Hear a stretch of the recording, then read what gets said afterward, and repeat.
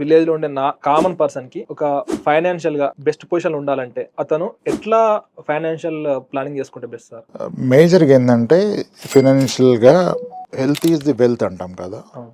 అప్పు లేని వాళ్ళు, ఆరోగ్యంగా ఉన్న వాళ్ళు ఫైనాన్షియల్గా ఫ్రీడమ్ ఉన్నట్టు. విలేజ్లో ఉండే ప్రాబ్లమ్స్ ఇలా ఉండే ఆరోగ్యం పాడు చేసుకోవటం, అప్పులు చేయటం. అప్పుడు తర్వాత మీరు ఎంత సంపాదించినా అది అయిపోతుంది. వడ్డీలకి హెల్త్ ప్రాబ్లమ్స్కి వెళ్ళిపోయింది అనుకోండి, అక్కడ ప్రాబ్లం వస్తుంది. ఈ రెండు అరెస్ట్ చేసినాక ఫైనాన్షియల్ ప్లానింగ్ లేదు. నువ్వు అన్ని ఆరోగ్యం పాడు చేసుకునే పనులు చేసి అప్పులు మిత్తికి పట్టుకొస్తే ఒక 5 లక్షలు అప్పు అయితే 2 రూపాయలు మిత్తి నడుస్తుంది ఇక్కడ. అంటే నెలకి ఎంత? 10,000. మిత్తి గడాల్సింది 10,000, నెల సంపాదన 15,000 ఉంటుంది. ఇంకెక్కడ ఫైనాన్షియల్ ప్లానింగ్? ఫస్ట్ హెల్త్ కాపాడుకోవాలా, తర్వాత అప్పు లేకుండా ఉండాలా, అప్పుడు ఫైనాన్షియల్ జర్నీ స్టార్ట్ అవుతుంది. నార్మల్గా నేనేం చెప్తాను అంటే, ఎప్పుడైనా ఫైనాన్షియల్ ప్లానింగ్ అంటే ముందుగా ఇన్సూరెన్స్ చెప్తా. హెల్త్ ఇన్సూరెన్స్, లైఫ్ ఇన్సూరెన్స్, ఈ 2 ఉండాలి, తర్వాతనే ప్లానింగ్ అంట. కానీ విలేజ్ కి మనం మాట్లాడినా, లోయర్ ఇన్కమ్ మాట్లాడినా ఈ 4 ఉండాలా.